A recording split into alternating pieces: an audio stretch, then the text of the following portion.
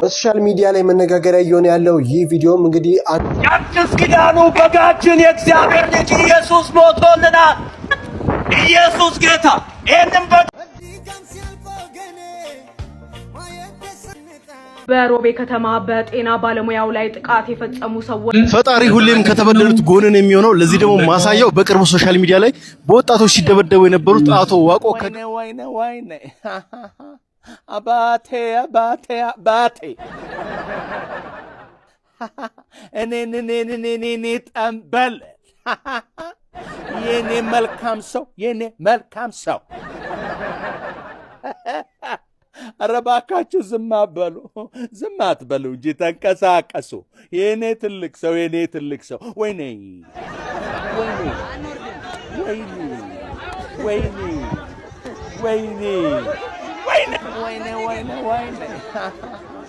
አባቴ እኔ ጠንበል የኔ መልካም ሰው መለሳካ አብሪቾሳ አረባካችሁ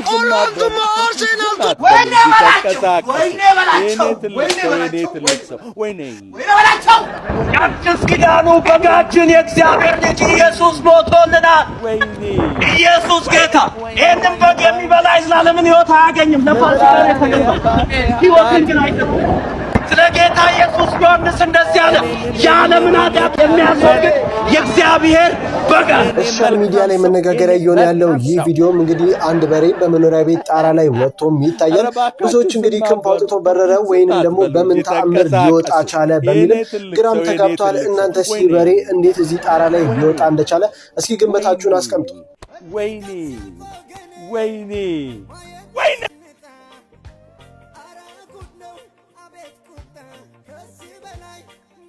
በቅርቡ በባሌ ሮቤ አባታችን ላይ ድብደባ የፈጸሙ ሰዎች በአጠቃላይ በሕግ ቁጥጥር ስር ውለዋል። ግን በጣም ስርዓት የጎደለው ነው። በአንድ በኩል ትላልቅ ሰዎችን አባቶቻችንን እየረዱ መጽሐፋቸውን ሲሸጡላቸው የነበሩ ወጣቶችን አይተናል። በሌላ በኩል ደግሞ እንደዚህ አባቶችን ከመሬት ተነስቶ ባላጠፉት ነገር እየከሰሱ መንገድ ላይ የሚደበድቡ ደግሞ እንደዚህ አይነት ቆሻሻ ትውልድም ይዛለች ማለት ነው። ኢትዮጵያ ሁለት አይነት ትውልድ ይዛ እንደምትገኝ ያየንበት ሳምንት ነው። በጣም ያሳዝናል። ይሄ ድርጊት ማንም ላይ የፈለገ ጥፋት እንኳን ቢያጠፉ አባት ናቸውና ትልቅ ሰው ናቸውና በሪስፔክት ነበር መያዝ የነበረበት። ይሄ ነገር በጣም የሚያሳዝን ቪዲዮ ሰርኩሌት እያደረገ ነበር። አሁን ግን ልጆቹ በሕግ ቁጥጥር ስር እንደዋሉ ሰምተናል። አስደሳች ዜና! አዋሽ ባንክ ለተገፉት አንጋፋ የጤና ባለሙያ የ500 ሺህ ብር ድጋፍ አበረከተ። በቅርቡ በባሌ ዞን ሮቤ ከተማ መናኸሪያ ውስጥ በአንጋፋው የጤና ባለሙያ በአቶ ዋቆ ከድር ላይ የተፈጸመው ኢሰብአዊ ድርጊት መላው የአገሪቱን ሕዝብ ማስቆጣቱ ይታወሳል። ይህንን ተከትሎ የዜጎችን ማህበራዊ ኃላፊነት በመወጣት ረገድ ቀዳሚ የሆነው አዋሽ ባንክ ለተበደሉት አባት የ500 ሺህ ብር የገንዘብ ስጦታ በማበርከት አጋርነቱን አሳይቷል። አቶ ዋቆ ከድር ላለፉት 35 ዓመታት በጤናው ዘርፍ ኢትዮጵያን በቀንነት ያገለገሉ የሀገር ባለውለታ ናቸውም ተብሏል። ፈጣሪ ሁሌም ከተበደሉት ጎንን የሚሆነው ለዚህ ደግሞ ማሳያው በቅርቡ ሶሻል ሚዲያ ላይ በወጣቶች ሲደበደቡ የነበሩት አቶ ዋቆ ከድር ምሳሌ ይሆናሉ። በብሩክኒውስ አስተባባሪነት እንዲሁም በአዋሽ ባንክ ለጋስነት 500 ሺህ ብር የበዓል ስጦታ ተሰጥቷቸዋል። እንግዲህ ሶሻል ሚዲያ ለመልካም ነገር ስንጠቀመው ለብዙዎች እንተርፋለን። አዋሽ ባንክ ከልብ አድርገን እናመሰግናለን። በሮቤ ከተማ በጤና ባለሙያው ላይ ጥቃት የፈጸሙ ሰዎች በቁጥጥር ስር ውለዋል። በርካቶቻችሁ ተመልከታችሁታል። ቪዲዮ በሶሻል ሚዲያ ላይ ሲመላለስ ይህንን በምስሉ ላይ የምትመለከቱትን የጤና ባለሙያ እንዲሁም ደግሞ ትልቅ የሆነ አባት ወጣቶች ተሰብስበው ሲደበድቡት የሚያሳይ ምስል እንግዲህ በማህበራዊ ሚዲያ ላይ ተሰራጭቶ በርካቶችን አሳዝኗል፣ እንዲሁም ደግሞ አስቆጥቷል። ታዲያ እነዚህን ግለሰቦች ፖሊስ በቁጥጥር ስር ማዋሉን አስታውቋል።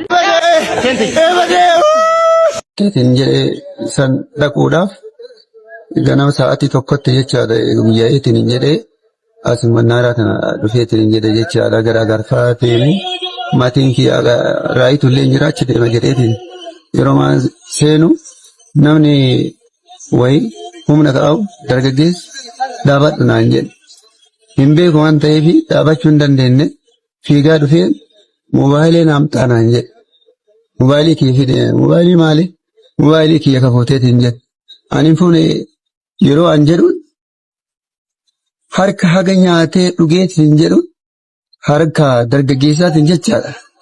Kanan jalqaba mirgar. Ergasii ammas ammootu maa inni jedhan namoonni tokko gaafa dhufan moobaayiliin sarraqanii. Ergasii ammallee na dha'e asitti deebisee kunoo hin agartu. Bakka inni na dha'eetiin hin jedhee hin agartu. Mul'ata bifa jijjiireetiin hin jira.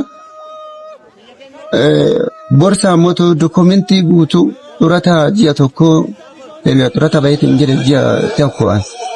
Sanii fi dokumentii ji'a guutuu qaba. Ergasii sana narraa fudhanii ofirraa ittisuu hin dandeenye. Warri naannoo naaraa jiru akkuma jirutti humna qaban humna dhiitu waan anguruu ballaaleetiin bakka hara na ajjeesan jedheetiin hin iyye bakka. Hin iyyee namni gugurdaa ka jedhamu hundumtu namni waa namarraa baasu hin jiru. Namni maal taatee ka jedhu hin jiru.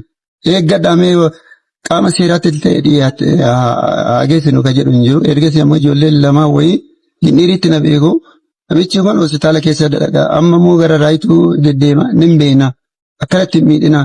Rabbi maal isin hin jedha jedhaniitiin ijoolleen sun gara qaamaa qaama seeraa poolisii magaalaa Roobi walashee jedhamu kanatti fidan jecha. Ergasii illee moobaayilii lamayyuu qaba. Lamaan sunuu yoo moobaayiliidhaaf na tumte hoo fudhadhu moobaayilii kuna tokkollee lamallee kunooti kana fudhadhu. Nan dhahin garuu nan wanni jedhin. Moobaayilii kiyya fidi malee. Moobaayilii lamaan yeroo waan kennuufillee moobaayiliin kanaa miti kiyya fidi jedhe namichi.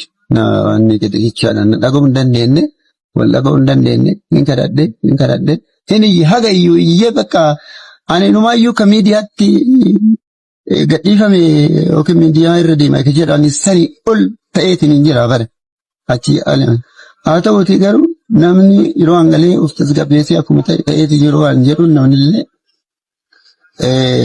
tasgabbaa'eetiin hin jedhu.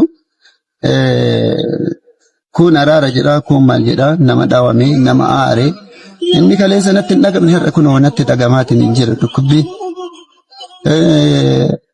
Kanaaf hooma godhu wallaaleetiin bakka kun kan jedhaa wanta godhu wallaaleetiin dubbachuudhaaf illee baay'ee nama rakkisaa hin kadhadhe dokumentii wanni jedhan kuni maali naan jedha kun ammoo maali naan jedha waan isaa irraan beekan waggaa 40 fi ji'a tokko hojjedheetiin jedhe kan soorama baay'eetiin jedhe Baalee hospitaala Boobbaa hospitaala Ginnii Qeellam Wallaggaa waggaa torba akkasii hojjedheetiin jedhe namni baay'een wanni na jedha jechaadha akka na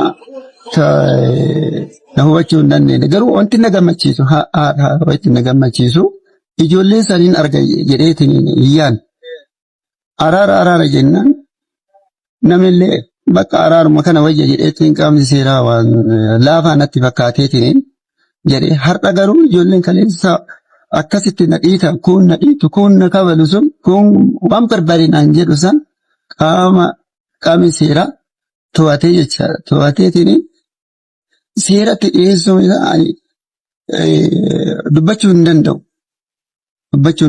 Gammachuu natti dhagameetiin jedhe ani kana caalaa qaama kaleessa warra akkasitti waa'ee namaa waa'ee barumsaa learning is burning jedhu hakam keessa akka tarreetiin jedhu wannidha. Haala to'atamaniitiin haala kanaan akkanatti arguun kiyya ani gammachuun kana caala hin jiru. Ani gabaabatti kana jedha qaamni kiyya mootuu akka isaan na godhaniif ejji kiyyan banni harki kiyyan wanni jennu ilkaan narraan duun warri wanni jedhan ani qaama seeraa kan baay'ee itti gammada waan akkasiiti ka miidiyaa irra deemu caalaa ta'eetiin yeroo wanti seera jalaa bahu hin jiru wanti uummata kana jalaa bahu hin jiru baay'ee kan galateeffatu uummata kiyya uummata kana